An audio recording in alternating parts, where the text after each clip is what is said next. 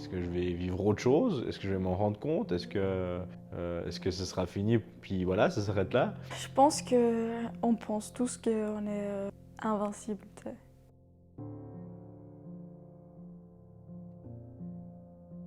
C'est un sujet, je pense, très intéressant parce que je pense qu'on en a trop fait un tabou. Et puis je pense que la vie, c'est la mort. L'amour, c'est la vie. C'était pas éternel, théoriquement, la vie? Et là, j'ai l'impression qu'on vient dans une société, oh, on peut juste pas mourir, quoi. Puis je me dis, mais si, ça fait partie du chemin. J'ai toujours eu une approche de la mort qui était assez sereine, parce que naturelle en fait. C'est un peu la seule certitude qu'on a quand on est, hein, c'est qu'on va mourir. En tout cas, c'est pas quelque chose qui me fait franchement peur. Ouais, alors je fais plus que d'y penser parce que je suis tombé sur mon papa qui justement travaille avec les morts. Et puis on en parle beaucoup dans ma famille. Il n'y a pas de tabou par rapport à ça. Ça me donne une autre façon de voir la vie du coup. Et puis je l'utilise quand j'ai peur pour me dire tu sais comment tu vas finir, de toute façon il n'y a aucune raison d'avoir peur, tu sais comment cette personne va aussi finir. Si je devais mourir demain, c'est con, mais je pense que je ne serais pas triste. D'accord. Parce que j'accepterais la situation telle qu'elle est. Si tu devais me dire maintenant, écoute, la semaine prochaine tu meurs, je dirais bon, ok, quoi. Déjà, des fois on se pose la question, finalement, quel type de mort on va avoir? Ça veut dire quand et comment, mais sans plus, quoi. Je pense que j'ai plutôt peur de la façon dont je vais mourir. Alors moi, je pense souvent à la mort en me disant, purée, si je pars, qu'est-ce qu'ils vont faire les autres? C'est drôle, hein? Tout le temps. Tout le temps? Ouais. Ça veut dire tous les jours? Ça veut dire tous les jours, ouais. Ok. Pas parce que j'en ai peur, parce que j'ai pas peur de la mort, du tout. Mais plus parce que je vois pas l'intérêt d'être ici. Donc à quelque part, la petite période ici sur Terre, moi aujourd'hui je m'en fiche un peu parce qu'il y a tout le reste après. Pour moi, c'est pas la fin, il n'y a pas la fin, il n'y a pas de fin en soi. C'est juste des transformations. Je trouve le passage de la mort, c'est un moment qui est très passionnant. Ouais, c'est vraiment cet inconnu qui est très passionnant. Ma maman a perdu un fils à l'âge de 2 ans et demi. Elle en a eu une douleur tellement grande, je pense, qu'elle a vécu avec son mort un peu plutôt qu'avec les vivants. Et je me surprends des fois à me dire, ah mais non, il n'est plus vivant. Mais il est là pour moi, c'est fou. Je crois que ce qu'il m'a apporté pendant toutes ces années où on s'est côtoyés m'habite tellement que c'est comme s'il était encore là. Moi j'ai vécu une mort, la mort de ma première épouse, hein, après 30 ans de mariage. Oui, j'ai perdu des proches, des amis, j'ai 3 copines qui se sont suicidées. Pas toujours évident, mais qu'est-ce que tu veux faire, quoi? Qu'est-ce que tu es impuissant? J'ai eu beaucoup de gens qui se sont suicidés. Il y a des fois où on a l'impression que la mort peut être un soulagement. Puis des fois, quand t'es dans des moments dépressifs, tout ça, et que t'en as plus rien à battre, plus rien à foutre, ça te fait pas peur. Je pense qu'on vit chaque décès différemment dans le sens où des fois c'est un soulagement en fait pour la personne. Ma maman s'est suicidée il y a 6 ans maintenant. D'abord j'ai trouvé ça très injuste parce que dans mon métier j'ai pu tenir la main de beaucoup de personnes qui se sont en allées. Et de ne pas pouvoir le faire pour ma propre mère, je trouvais qu'il y avait un truc qui n'avait pas de sens. C'était insensé. Ma maman, elle a perdu ses 2 parents. Elle se dit, ok, il n'y a plus personne au-dessus de moi. Je vois mes parents prendre de l'âge. Je commence à prendre conscience qu'ils ne sont pas éternels, quoi. Finalement, sa propre mort, on se dit qu'on n'aura pas soi-même à la subir. Ce qui est très difficile, c'est pour ceux qui restent.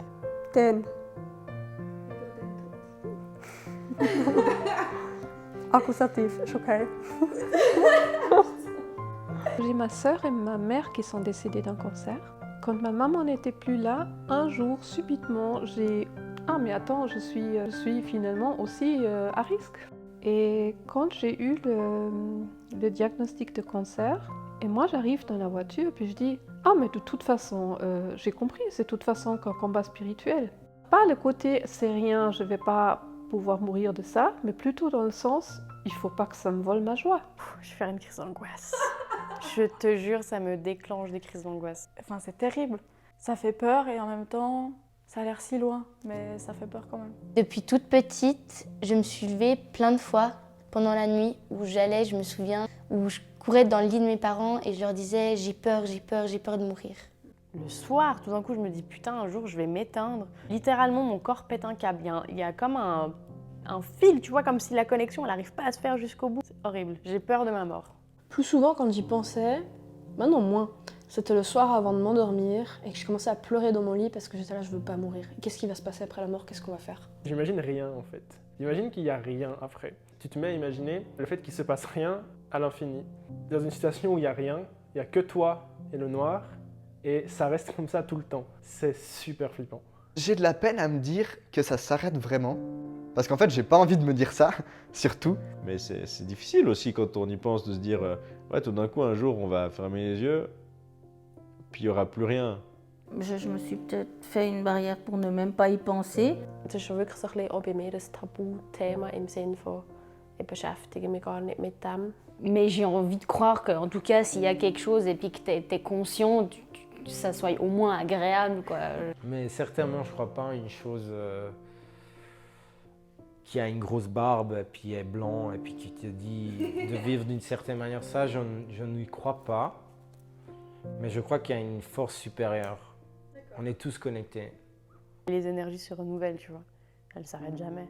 Pour moi, c'est pas une croyance. C'est comme ça. Parce que pour moi, tout ce que j'ai compris en une vie, c'est impossible. Parce que tu as des gens à 50 piges, ils n'ont même pas encore compris comment ils fonctionnaient un minimum, tu vois. Moi, je suis dans l'optique, il y a quelque chose après. Imagine si ton existence consistait qu'à une seule vie humaine.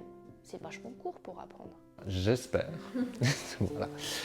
J'espère qu'on est là pour apprendre quelque chose et pour, quelque part, évoluer vers quelque chose de plus. Pour moi, il y a quelque chose après, ouais. On devient autre chose. La mort, c'est le début de quelque chose, ouais. Pour quelqu'un de croyant, de mourir, c'est juste fantastique. Donc rien que pour ça, j'aimerais bien croire un peu plus.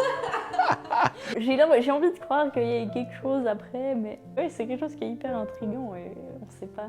Mais j'aime bien cette idée que les personnes décédées, par exemple, qui sont au ciel et qui veillent sur nous. Moi, je me suis juste dit, est-ce que je serais content en haut ou pas? Est-ce que je peux rendre heureux les gens qui seront encore en bas puis moi en haut? Pour moi, la mort, c'est peut-être un passage, quoi. Hein? Je pense qu'il y a des personnes décédées autour de nous qui sont des sortes d'anges gardiens. Mais oui, mais quand mon fils est mort, il y a 17 ans, Victor, c'était assez étrange parce que quelques jours après sa mort, parce qu'en fait, on ne l'a jamais revu après son accident. Et moi, je l'ai revu en rêve. Je l'ai rencontré au bord d'une sorte de mer très plane. On était les deux au bord de cette eau et puis il y avait un brouillard tout lumineux et puis il y a une sorte de pirogue qui est sortie puis qui est venue vers nous. Donc on était les deux, Victor et moi. Puis là, Victor a dit qu'il devait aller dans ce bateau. Puis moi, j'ai dit, moi, je veux venir avec toi. Il dit, non, non, toi, tu dois encore rester là. Puis il s'est assis sur le bateau qui est parti tout seul comme ça puis qui a disparu dans le brouillard.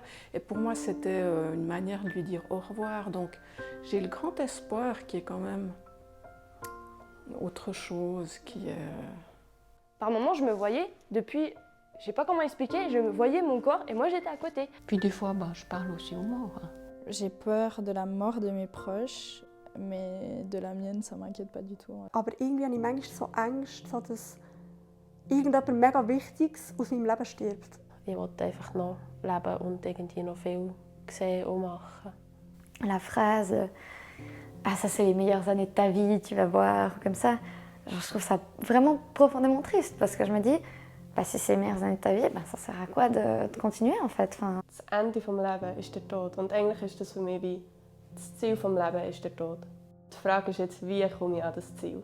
Natürlich mit einem möglichst schönen Leben. Et j'espère vraiment, parce que j'ai déjà pas beaucoup foi en l'humanité, j'espère vraiment qu'on est là pour vivre quelque chose de plus grand et qu'il se passe quelque chose après, parce que sinon on est juste une bactérie qui fout la merde.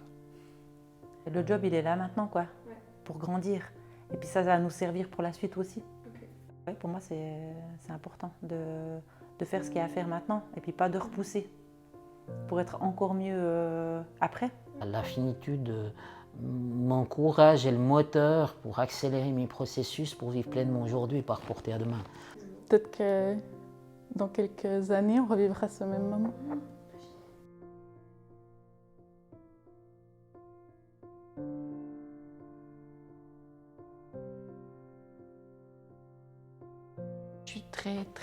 Moi, je suis très animale comme ça, donc animal, attention, hein. Je suis très attachée aux animaux.